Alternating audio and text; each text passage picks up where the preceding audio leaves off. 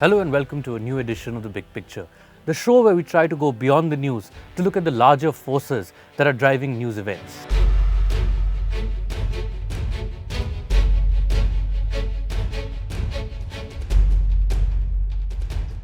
This week, I'm joined by a special guest.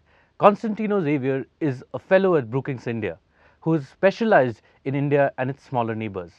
A PhD from Johns Hopkins University in the United States, Constantino has worked extensively on India's political role in Sri Lanka, Maldives, Myanmar, Nepal. He has other interests like India-EU relations, but this week we'll speak to him about India and the neighborhood, especially in the backdrop of China's growing presence. Thank you so much, Tino, for joining us. Thank you, Prashant. Before we get to the substance of the discussion, I want to mention somebody who I know meant a lot to you.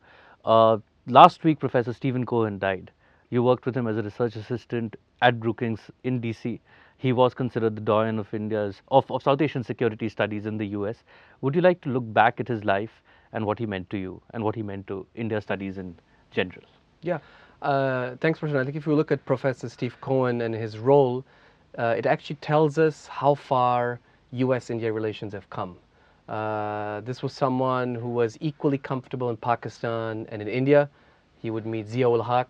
He remembers Zia-ul Haq telling him, I've done you a favor, Professor, because I've banned your book, now it will be read. But above all, it's someone who invested himself into the India, Pakistan and US relationship, into expanding the knowledge about South Asia and the US, and creating a certain comfort between Americans and Indians to talk to each other on nuclear issues, on security issues, on insurgency issues, on Kashmir even. This was really someone who was a scholar in the best sense, but I think if you look at the tributes pouring in these days from across India, he was also really a mentor, an institution builder, which I think leaves a tremendous legacy among us younger scholars and analysts. I'm glad he would be very proud of the work that you're doing, Tito. And the area that you've decided to specialize in is something that was close to him, South Asia. You know, there was a perception that India has a monopoly almost vis-a-vis the smaller neighbors in South Asia. Over the past few years, past decade, as China's engagement in South Asia has grown, and I'm talking specifically about smaller neighbors, Pakistan is a different equation altogether. There is now a perception that India is losing the neighborhood and India's influence has dipped substantially. Is this true? And where are we located? Where is Delhi located vis-a-vis Kathmandu, Dhaka, Colombo, Male? What would be the big picture as far as India and the neighborhood is concerned? Yeah, if you look at it in absolute terms, no doubt there's a new guy in town. China has really massively expanded its economic and also security and even political influence across South Asia. And it was almost a monopoly, like you rightly say, by India. But in many ways, I think China has done India a favor. It's woken up India to the importance of delivering more, better, faster, reconnecting with these neighboring countries. The fact that China is trying to build railway lines across the Himalayas into China now has, I think, made the urgency very apparent here in Delhi that you also need to connect, and there's still no passenger rail link between India and Kathmandu, for example. So the presence of China is, if you want to use certain stronger terms, is threatening, concerning, but above all, is awakening India to the importance of doing more and re-engaging with its neighborhood. You know, my favorite example is that until Prime Minister Modi went to Sri Lanka on a bilateral visit in 2015, no Indian Prime Minister had paid an official bilateral visit to Sri Lanka since 1979. So for 35 years, for almost 40 years, except the Rajiv Gandhi visit of 87, which was a military intervention, you had no real strong visit and commitment from India. So in many ways, it's good news. The bad news is also good news. I get your point and I hear you on that. But has it led to a dip in India's security and political influence in these countries? And has it thus created regimes there which may not be as amenable to India's interests as other regimes were in the past? Yes, the short answer is yes. I think if you look at Nepal having its first joint military exercise with China these days, if you look at the Maldives borrowing from China and then not knowing how much it owes suddenly, this is creating leverage. And leverage is finite over these countries, meaning China now has more leverage, therefore India has less leverage.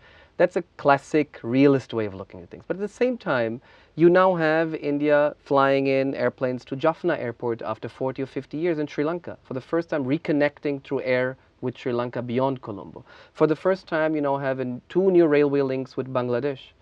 For the first time, you have an oil pipeline to Nepal. So in the broader sense, I'd say the game is on. And it's a good thing because India has really done more than ever in connectivity in the neighborhood. And it is not necessarily a zero-sum game. Not everything the Chinese are doing in Nepal, the Maldives, in Bangladesh is to India's detriment. So I think case by case you need to look is it threatening? Is it encroaching on Indian interests? Is it actually expanding Chinese political influence over those governments, certain ministers, certain police forces or the military? I think we have to be a bit more careful about looking, and therefore then it makes easier for India to say we have to hit China hard here or respond, or maybe just be relaxed and let China do something which is actually a favor also to Indian interests. Some infrastructure the Chinese are building is actually of interest to India. Let me use that as a cue to get into a specific question, which is about Nepal. President Xi, after having met PM Modi in India, visited Nepal. He said, the joint statement said that Nepal and China would now be strategic partners. Does that visit mark a qualitative shift, qualitative jump in the relationship between Nepal and China? And is there anything in that joint statement or in the optics of the visit that you think should concern India? So there's two things in that statement I think I find of interest. The first one is, even myself, a year ago, I would have said they're going to announce a major package, economic package, another load of investment, infrastructure development, another debt trap, which is used sometimes. That's actually not happened. And I think that's good news for many people. I find it actually of concern. And I'll tell you why. I think the Chinese have been learning very quickly about the limits of offloading investment into these countries. Because they've turned out very pricey investments, very bad investments sometimes. There's increasing internal Chinese concern against Xi Jinping and repercussions in terms of exposing himself too much to the Belt and Road Initiative, investing too much abroad rather than focusing on the Chinese domestic economy. So I think what's happening is that China has regulated itself. And that's concerning. Why? Because if you look at the list of MOUs which have been signed, it includes a Confucius Institute, at the university in Nepal. It includes a lot of public diplomacy outreach. So the Chinese are learning to play the political game in these countries.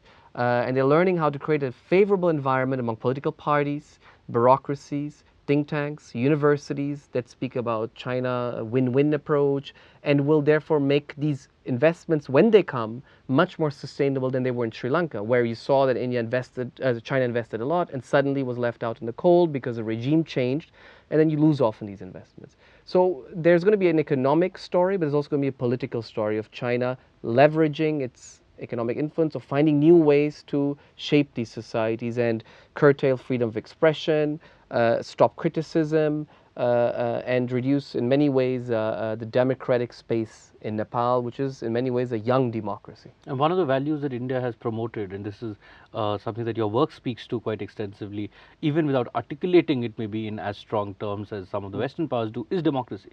And if there is a shrinking of democratic space in some of these neighboring countries because of China's presence, is that something that Delhi should look at carefully? So there's two examples of how the increasing Chinese presence has reduced India's incentive to talk about democracy or support certain values in its country.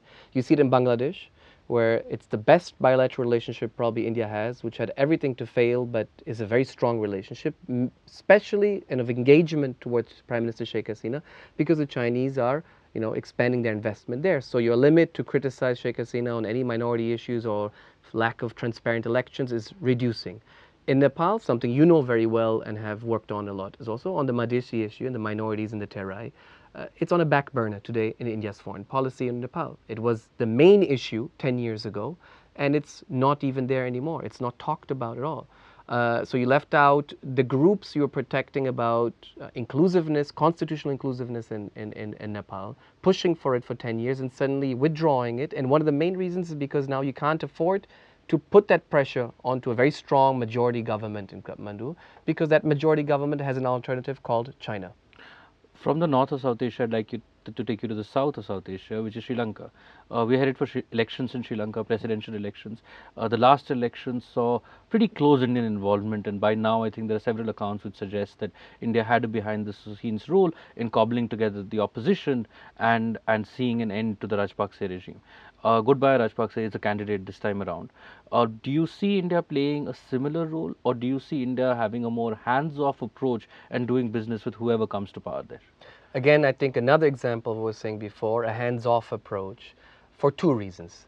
There's a political reason, which I think has been apparent for the last 5, maybe even 10, 15 years in Sri Lankan politics and demographic change, which is a rising nationalist movement in the south, the Sinhala south, which is a very different one from the old Colombo establishment of the liberals in Colombo. And I think the Rajapaksa clan, if you want, reflects that, rides that nationalist wave, and is bound to come back in one form or the other, and is expected to win the elections and do very well in November. So that's the first, I think, argument for India, and I think factor driving India's policy of engagement and hands-off. The second one is it doesn't really make sense anymore to speak about pro-China and anti-China groups. All of these countries are learning the game of balancing, of bringing Chinese in to get more from India. And I think that game is being played out in the Maldives, as we saw, in Nepal with Prime Minister Oli. Sheikh Hasina in Bangladesh who's done a very good job at balancing and trying to get the best both of China, India, but also Japan. And in Sri Lanka, we see it again. I think it's too simplistic to speak about Gotabaya Rajapaksa or Mahinda Rajapaksa as pro-China. In fact, he's met Prime Minister Modi several times, Mahinda Rajapaksa, including the leader of opposition. Those are important signals from India showing that they're comfortable with him, that he's also learning how to keep India in the loop. And let's not forget, the civil war in Sri Lanka was won because of Indian support. And Mahinda Rajapaksa was extremely intelligent in the late 2000s to bring India on board, even as he was importing weapon supplies and having the Chinese also on board sort of to fund his final military offensive. So pro and anti-China is not going to cut it anymore. You mentioned Bangladesh as India's best relationship probably in the neighborhood. Sheikh Hasina paid a visit as well. Do you think that the domestic divisive issues in India, and I'm speaking about the National Register of Citizens, could have implications for bilateral ties? Well, the fact that they have not yet had impact, the fact that the National Citizen Registry in Assam has not had yet a major impact on India-Bangladesh relations as far as we know, is a testimony to the strength of that bilateral relationship. And we know that the Indian government has persistently said that this is an internal affair and has not been discussed officially with Bangladesh. But I don't see any other hypothesis, any other possibility for the Bangladeshi silence on this issue and tactful diplomacy on this issue, excusing itself to comment and saying it's not an issue, but the possibility that India has given informal assurances to Bangladesh that not a single person will be deported to Bangladesh. Now, that still begs the question, what will happen to those people? That's a domestic political issue, which is, still, I think, a big question. I've not seen any answer to that, whether from the government or even experts. But the fact is that the India-Bangladesh bilateral relationship is extremely strong also for that reason. A larger theme that you've been working on in the neighborhood is connectivity, which is one of the policy priorities of the Indian government. Has there been a major connectivity push in real rather than just in policy statements? And where are we vis-a-vis the broader connectivity projects with the rest of the region? So absolutely. I think connectivity was always there from the 1980s in many ways. I was thinking of Rajiv Gandhi inaugurating the first telecom link with Sri Lanka in 1987 or 88. But it's been upgraded, and that's the qualitative difference, to a major priority since 2014-15. That it's become, and again, thanks to China, and for no other reason. You've realized that you live in one of the least integrated regions, right, in terms of trade. 5% of intra-regional trade compared to 30% in Southeast Asia. No railway connectivity with Myanmar, for example, and Nepal, as I mentioned before. So it's become a priority. And again, India's done a lot and is doing a lot. But that should be the priority, because from a policy of denial, you have to shift to one of delivery. It means instead of wasting your resources on securitizing China and denying China space, which sometimes has to happen, you have to shift the emphasis to delivering to these countries. They want investment, they want infrastructure. For the first time, Prashant, you'll know this very well, these countries are saying, India, please come in. We need more linkages with you because we don't want to rely too much on China. this is unprecedented. Sri Lanka saying we are interested in more connectivity with India or in a renewed free trade agreement, for example.